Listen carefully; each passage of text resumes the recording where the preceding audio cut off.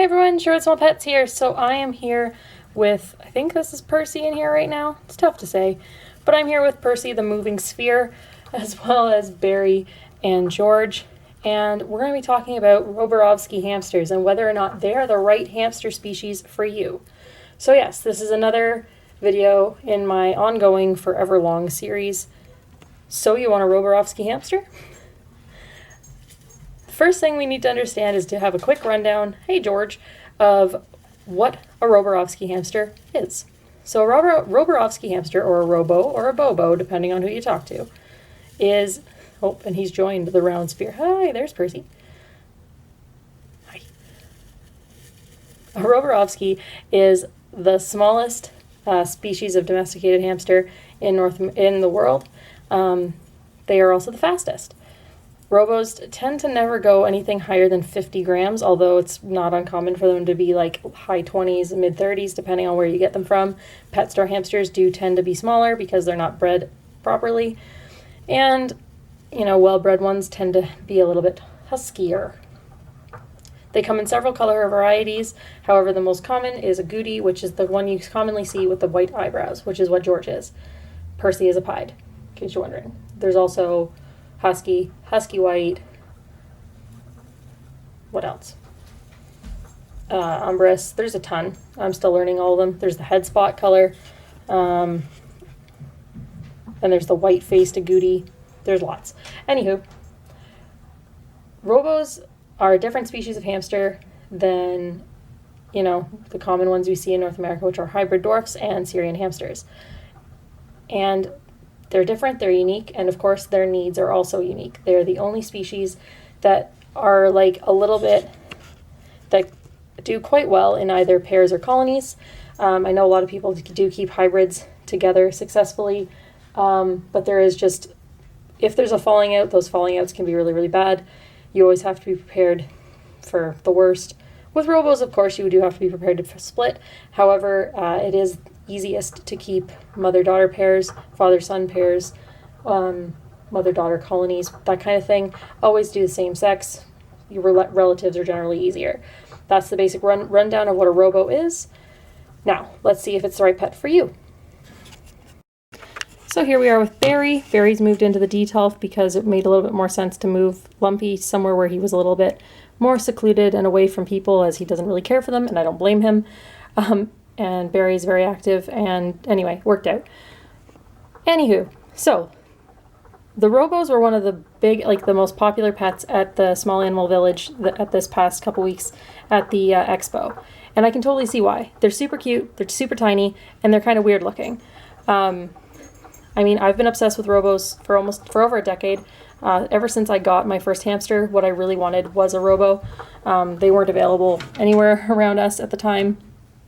That's not to say I love Syrian hamsters, obviously, but I've always wanted them, and I do see the general appeal. Now, the reality is a lot of people want a hamster that is smooshy and as cuddly as they look. That is not going to be a Robo.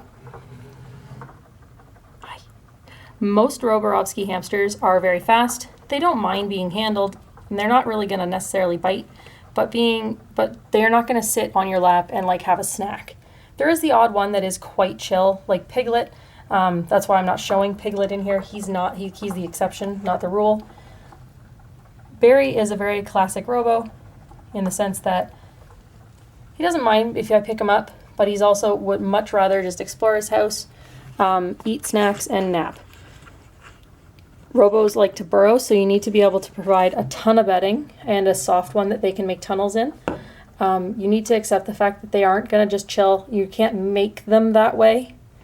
You can get them to accept and like be okay with being held, but they're never going to be like a Syrian where you can, you know, hang out with them on the couch. It's just not in their nature. They haven't been domesticated for as long, and they are still very, very much prey animals. So you need to be willing to like give them their space.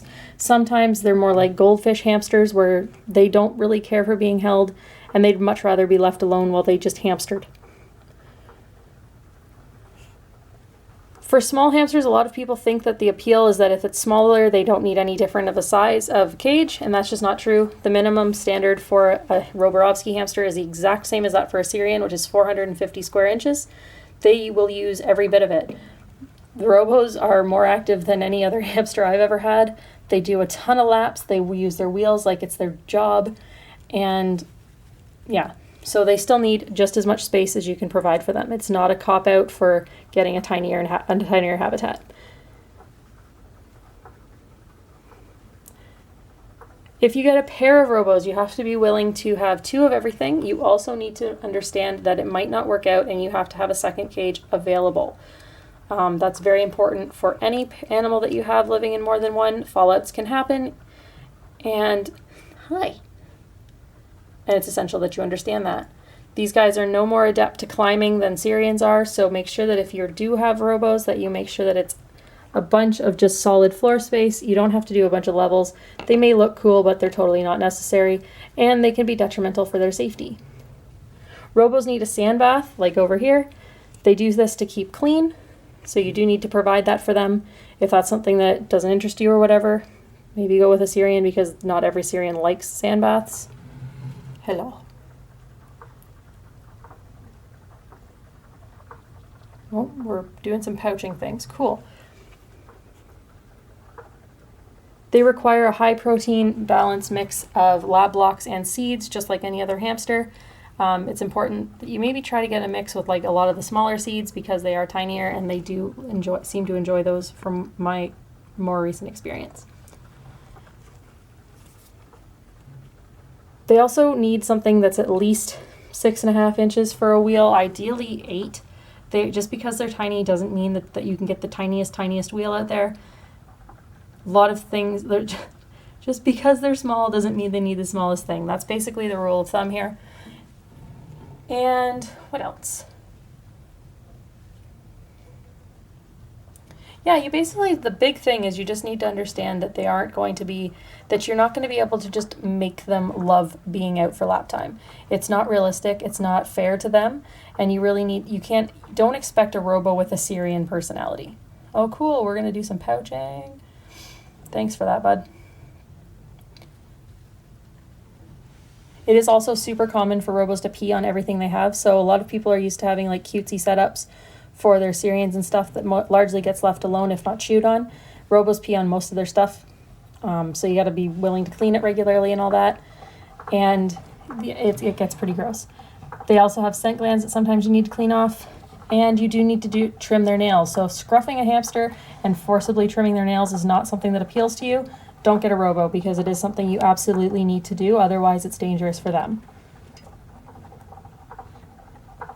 So yeah, they're tiny creatures, they need a lot of care, but they are a lot of fun, and I highly, highly recommend them. If these realities don't turn you off, then maybe you do want a Roborovski hamster.